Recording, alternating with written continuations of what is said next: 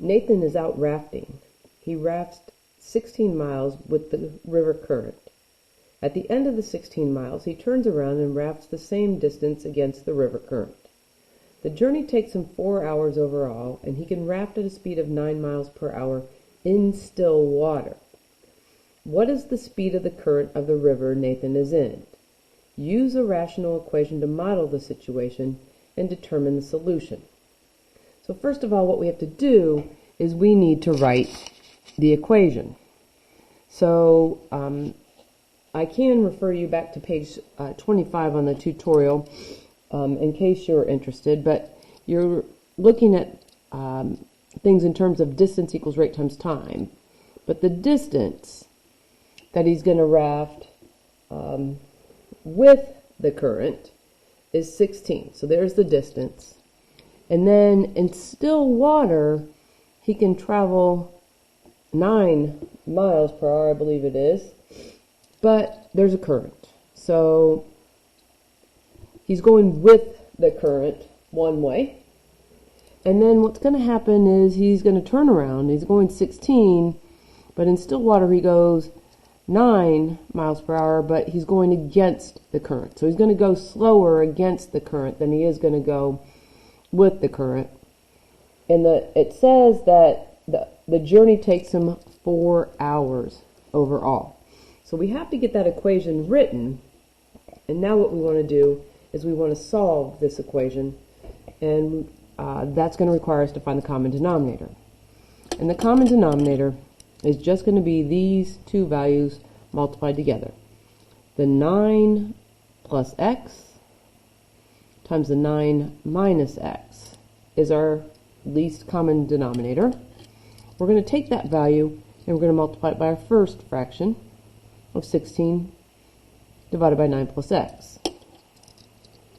And we're going to take that value of 9 plus x and we're going to multiply it, 9 plus x, 9 minus x, and then we're going to multiply it by the second fraction, which is 16 divided by 9 minus x. But don't forget that we also need to multiply that 4.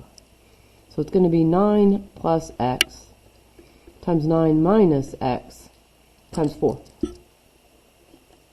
So we've multiplied everything in this equation by the common denominator, so we can get rid of the fraction here.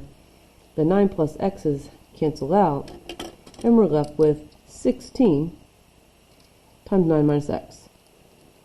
So 16 times 9 minus x. I should have written it in a little bit different order, but it'll be fine. The 9 minus x's cancel out on our second fraction, and we're left with 9 plus x times 16. And you can write the 16 in front of it, which is what I usually do, which is why I make the mistake. And it's not a mistake on the videos. And then lastly here, I am going to move the 4 out in front just to make this a little bit easier when we multiply in our next step. Because now it's going to be a matter of distributing. And it doesn't matter. Did you write the 16 out front? Did you not write the 16 out front? But when we do 16 times 9, we're going to get 144 minus 16x.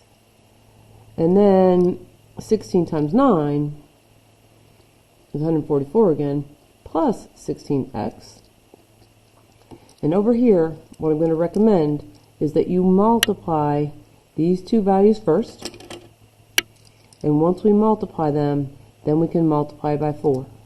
So 9 times 9 is 81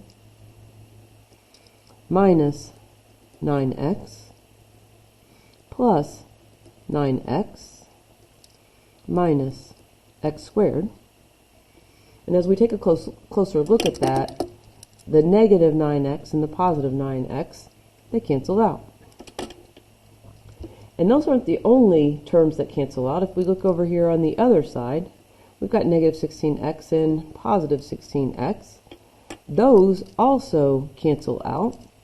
So when we look at 144 plus 144, we end up with 288. And on this side, we've got 4 times 81 minus x squared. Well, distributive property.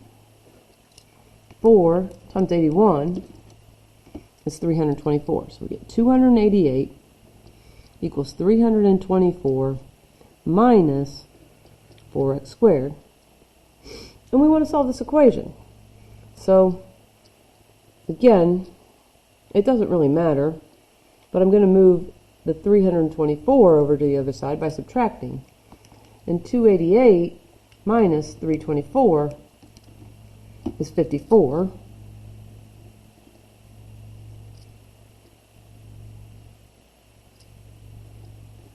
And that's going to equal negative 4x squared. And in fact, it should be negative 54. So let me check my math here real quick here. 288 minus 324. Not negative 54. Sorry about that. It's negative 36 equals negative 4x squared. That will be better for us anyway, and might be nice if you can see it. So negative 4 times x squared, we're going to divide both sides by negative 4. And we get x squared equals 9. And then remember to solve this. We're going to take the square root of both sides. And what we end up with is we end up with x equaling 3. Technically, when you take the square root of 9, it could be positive 3 or negative 3, but you're looking at the current of the river. So we must be moving at 3 miles per hour. And my iPad turned off, so I won't pull that back up on Adventum, but that is a solution to our problem, 3 miles per hour.